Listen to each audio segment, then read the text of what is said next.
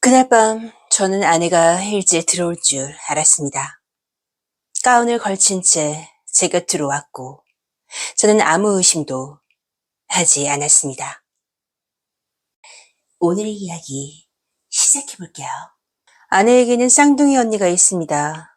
연애할 때도 몇 번이나 헷갈릴 만큼 둘은 정말 똑같이 생겼어요. 결혼하고 아이가 생기면서 처형을 자주 볼 일은 거의 없었습니다.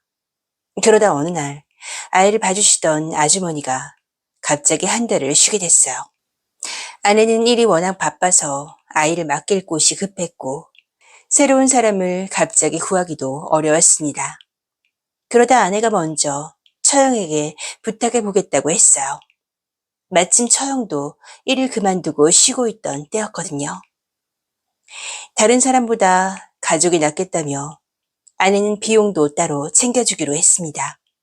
그렇게 처형은 한 달 동안 우리 집에서 지내며 아이 등하교와 집안일을 도와주게 됐어요.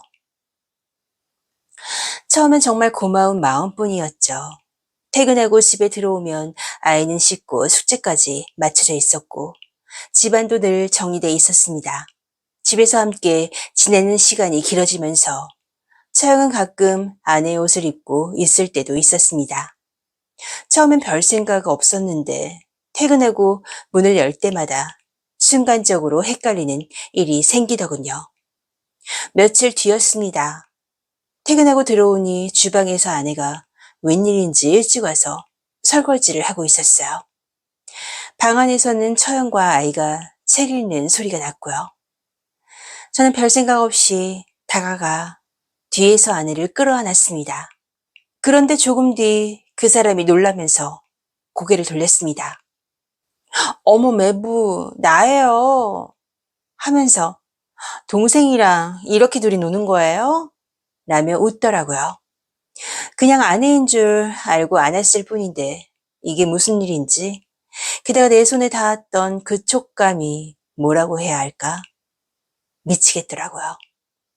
얼굴은 벌겋게 달아올랐지 쥐구멍이라도 찾고 싶었습니다. 그 뒤로 처형을 마주칠 때마다 자꾸 그때 그 느낌이 떠올라서 미치겠더라고요.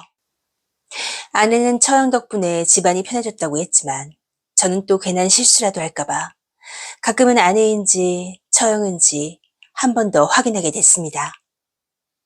그 일이 있고 며칠 지나지 않았을 때였어요.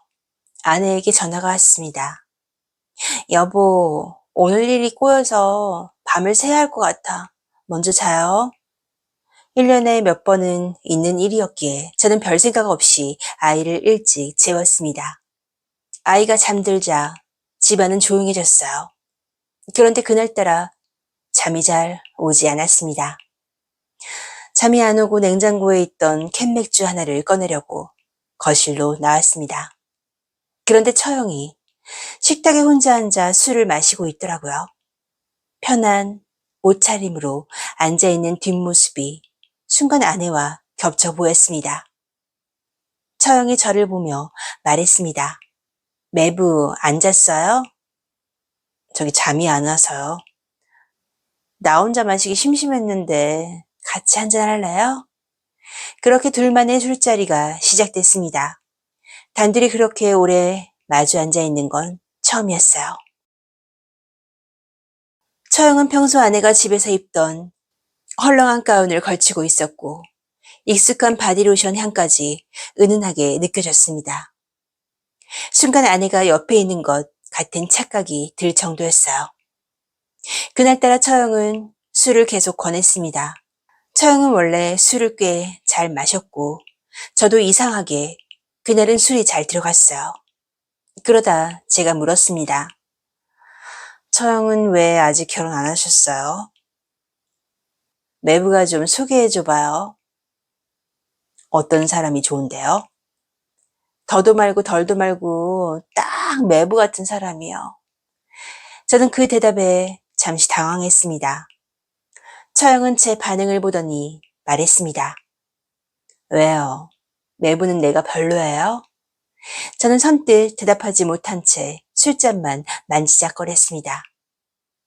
처형은 술을 한 잔 더 따라 주었고 저도 별 생각 없이 받아 마셨습니다. 계속 마시다 보니 평소보다 술 기운이 훨씬 빨리 올라왔습니다. 저는 먼저 들어가 보겠다고 했고 처형은 한 잔만 더 마시고 들어가겠다고 했어요. 저는 방으로 들어와 그대로 골아 떨어졌습니다. 술 기운 탓인지 깊은 잠에 빠져 있는데 인기척이 느껴졌습니다. 침대 옆이 푹 꺼지더니 아내가 이불 안으로 파고들었어요. 밤새 일을 마친 아내가 예고도 없이 일찍 돌아온 모양이었습니다. 씻고 바로 들어온 건지 몸에서는 은은한 로션 향이 났어요. 아내는 평소와 다르게 말없이 조용히 내게 몸을 밀착해 왔습니다. 나 역시 취기가 남아있었기에 별다른 의심 없이 자연스럽게 아내를 받아들였어요.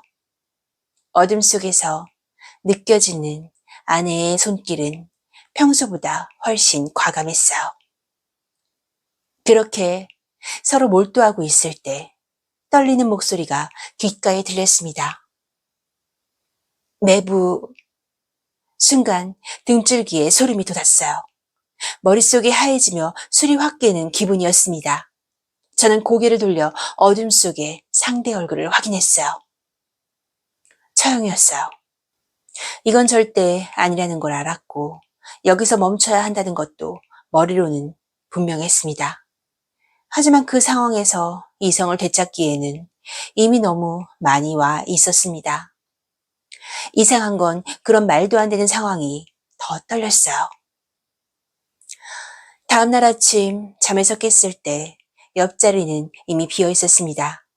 거실로 나가보니 처형은 평소처럼 아이 아침을 챙기고 있었어요. 처형은 어젯밤 일을 마치 없는 일인 것처럼 아무 일도 없었다는 듯 태연하게 웃으며 내게 아침 인사를 건넸습니다. 며칠 뒤 처형은 한 달 동안의 일을 마치고 집으로 돌아갔어요. 집은 다시 예전처럼 평온해졌고 아이를 돌봐주시던 아주머니도 다시 오셨어요. 그날 밤은 술 기운 때문이었다고 몇 번이나 스스로를 설득했습니다. 하지만 지금도 가끔 그 생각을 해요. 그날 저는 정말 아내와 처형을 구분하지 못했던 건지 아니면 처음부터 애써 구분하지 않으려 했던 건지 아직도 헷갈리네요.